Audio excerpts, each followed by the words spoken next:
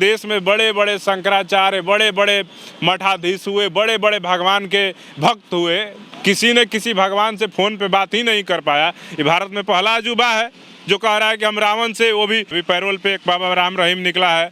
आसाराम बापू अभी भी अहमदाबाद के जेल में सड़ रहा है।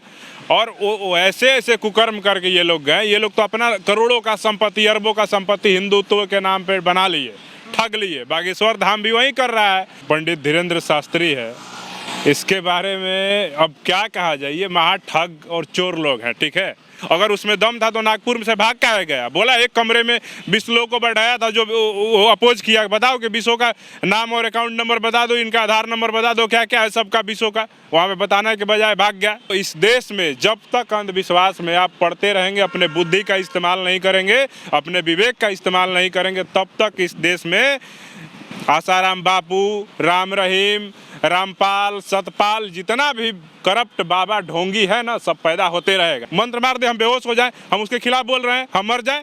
हम 24 घंटे में हम कह रहे हैं कि मार दे मंत्र, हम बोल रहे हैं। आपके वीडियो अगर उसके पास पहुंचे तो बोलिए कि हम उसको चैलेंज कर रहे हैं, हम अर्जी लगा रहे हैं कि हमें मौत दे दो। 24 घंटे के अंदर अगर बागेश्वर धाम हमको मौत नहीं देता है।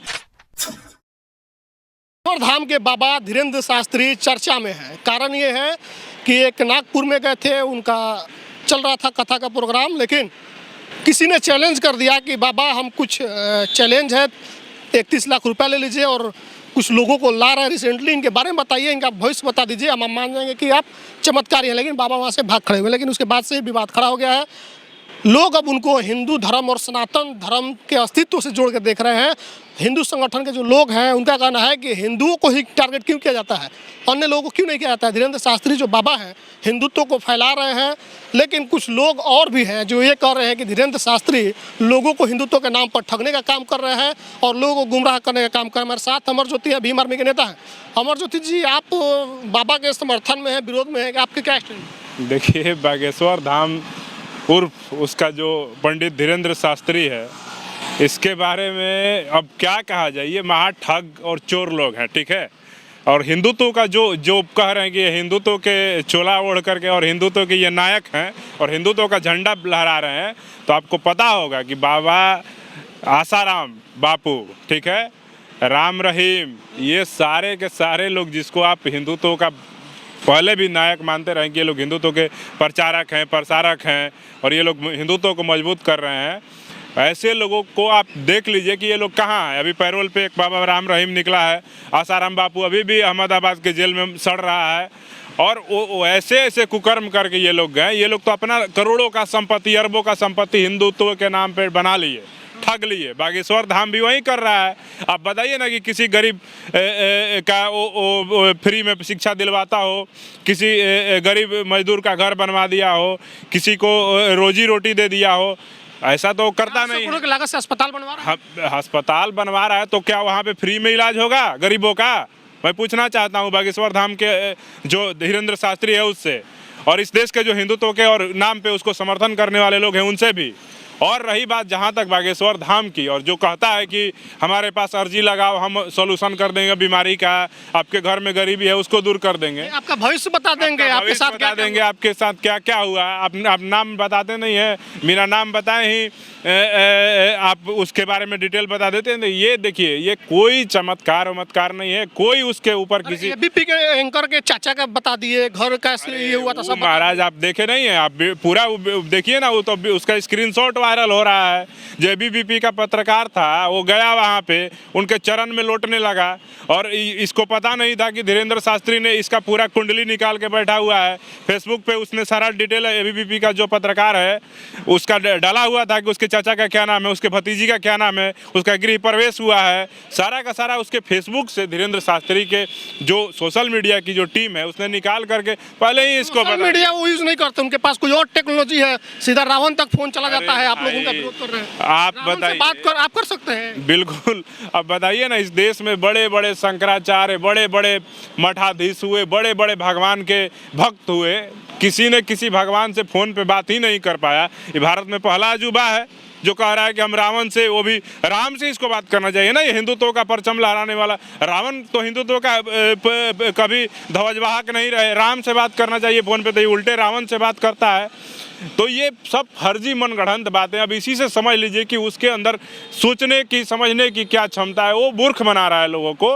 मैं अगर उसके अंदर इतना ही हिम्मत है तो मैं बता देता हूँ कि बताए इस देश के ज़्यादा नहीं 100 लोगों के अकाउंट नंबर बता दे, जो मैं उनका नाम देता हूँ उसको। अभी वो कहता है ना अर्जी लगाने के बाद घर से ही वो कहता है कि घर से आप अर्जी लगाओगे और मेरे पास मैसेज आ जाएगा और मैं आपके बारे में पूरा डिटेल बता दूंगा और उसका सोल्यूशन भी बता दूंगा आपको। एक और लड़की है जो जादू बता रही है इस चीज़ों को, बोले जादू है। बिल्कुल, वो जो जादू ही है, इसकी पढ़ाई होती है भाई। आप कहाँ हैं? इंडिया में इसकी पढ़ाई होती है। आप देखिएगा उस बहुत सारी चीज़ें हैं कि इंसान को देखने के बाद, उसका नाम जानने के बाद उसका पूरा बायोडाटा आप बता सकते हैं। लेकिन ऐसा नहीं है कि वो कोई चमत्कारी बाबा है और उसके ऊपर किसी भगवान का, बालाजी का, गणेश जी का, हनुमान जी का कोई आशीर्वाद है कि वो सब कुछ बता देगा। अगर उसके अंदर इतना ही दम है तो इस देश में जो बलात्कार की घटनाएं हो रही हैं उसको रोक के दिखाए। इस देश में जो हत्याएं हो रही हैं उसको रोक के दिखाए। अभी उत्तराखंड में जोशीमठ ढहने वाला है। जोशीमठ भगवान का ना है जी, भगवान का ही दरबार है। जोशीमठ में दरारें पड़ गई हैं, वहाँ से लोगों को घर को खाली कराया जा रहा है, उनको हटाया जा रहा है। जोशीमठ की जो दरारें हैं उसको भर दे। ये हम अर्जी लगा रहे हैं बिहार से बागेश्वर धाम के पास, धीरेन्द्र शास्त्री लगाओ तुम, वहाँ पे दरार जो फट रहा है जोशीमठ में उसको सही कर दो, वहाँ से पहाड़ नहीं घस के। उनसे दिक्कत है क्योंकि वो हिंदुत्व को बढ़ा रहे हैं। नहीं भैया, हमको काहे दिक्कत होगा? हिंदुत्व को बढ़ाने वाले बड़े बड़े लोग हैं, उनसे हम लोग को आज तक दिक्कत ही नहीं हुआ। लेकिन इस देश में मूर्ख बनाने का जो काम चल रहा है इसलिए उसको दिक्कत है हम लोग को। अगर उसके अंदर इतना क्षमता है तो इस देश में आतंकवादी घटनाएं हो जाती हैं, उसको रोकने के लिए कोई उपाय बताए ना सरकार को। नरेंद्र मोदी जी प्रधानमंत्री हैं, सुरक्षा पे बहुत बजट खर्च हो रहा है भारत सरकार का, जिससे इस देश के आम जनता को उसका लाभ नहीं मिल पाता है। तो सुरक्षा के बजट को कम कर दिया जाएगा, बागेश्वर धाम को ही आईबी में बैठा दिया जाए, सीआईडी में बैठा दिया जाए। कई टीवी चैनल के लोग उसका जलवा मान चुके हैं, उसके आगे नतमस्तक हो गए। वो लोग जान समझ गए कि टीवी चैनल के लोग जो उनके पैरों में लहालोट हो रहे हैं, उनके नाम और उनके टाइटल को आप देख लीजिए, वो कौन लोग हैं। वो सारे के सारे लोग वही हैं। इनको क्रॉस क्वेश्चन पूछना चाहिए कि आपने ये सारी चीज़ें ठीक है मेरे बारे में तो बता दी, लेकिन आप बताइए कि इस देश में इस तरह की जो घटनाएं हो जाती है, बाहर से विदेशी, पाकिस्तान से आतंकवादी घुस रहा है, उसके बारे में बागेश्वर धाम बताए, पहले ही इंटेलिजेंस ब्यूरो को फ़ोन कर दे, देश के गृह मंत्रालय को सूचित कर दे कि भाई देखो कठुआ में वहाँ पे घुस रहा है, वहाँ कुपवाड़ा में घुस रहा है, वहाँ छत्तीसगढ़ में नक्सली हमला करने वाला है, सेना के जवान मारे जाएंगे, वहाँ पे जाके बचाओ। तो ये सारी चीज़ें वो करेंगे नहीं। लेकिन आम जो गरीब भोले भाले इंसान हैं उनको ये ठगने का काम जो है अर्जी के नाम पे, ये सारा का सारा झूठ फरेब है। पैसा नहीं लेते हैं कि नहीं लेते हैं, आप देखिए, आप पता कर लीजिए, वहाँ पे जाके जो लोग हैं वो खुद ही से चंदा दे रहे हैं उनको। तो ये सारा का सारा मूर्ख बनाने का सिस्टम है। ये इसमें कोई चमत्कार नहीं है, कोई भगवान का उस पर कृपा नहीं है और कहीं से ये जायज़ नहीं है। अगर उसमें दम था तो नागपुर से भाग के गया, बोला एक कमरे में 20 लोगों को बैठाया था जो अपोज किया, बताओ कि 20 का नाम और अकाउंट नंबर बता दो, इनका आधार नंबर बता दो, क्या क्या है सबका 20 का। वहाँ पर बताने के बजाय भाग गया, कार्यक्रम ही रद्द कर दिया। तो ऐसे ढोंगी लोगों से इस देश के जनता को सावधान रहना होगा, नहीं तो आप पढ़ लिख करके अगर मूर्ख बनिएगा। दिलीप मंडल ने एक ट्वीट किया है कि इनके चंगुल में सबसे ज़्यादा ओबीसी के लोग फंसते हैं।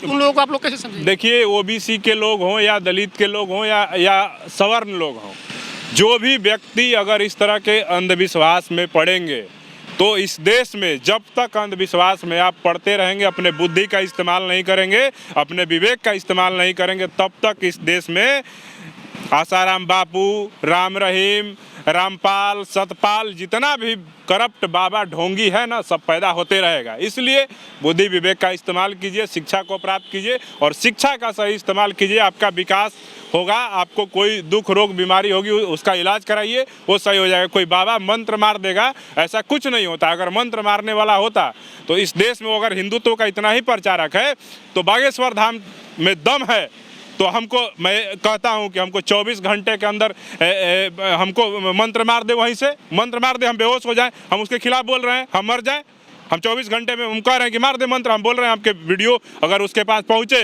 तो बोलिए कि हम उसको चैलेंज कर रहे हैं, हम अर्जी लगा रहे हैं कि हमें मौत दे दो, 24 घंटे के अंदर अगर बागेश्वर धाम हमको मौत नहीं देता है तो 25वां दिन हम 25वें घंटे के बाद हम उसके खिलाफ फिर से बयान देंगे और कहेंगे कि ये फर्जी बाबा है, ढोंगी बाबा है।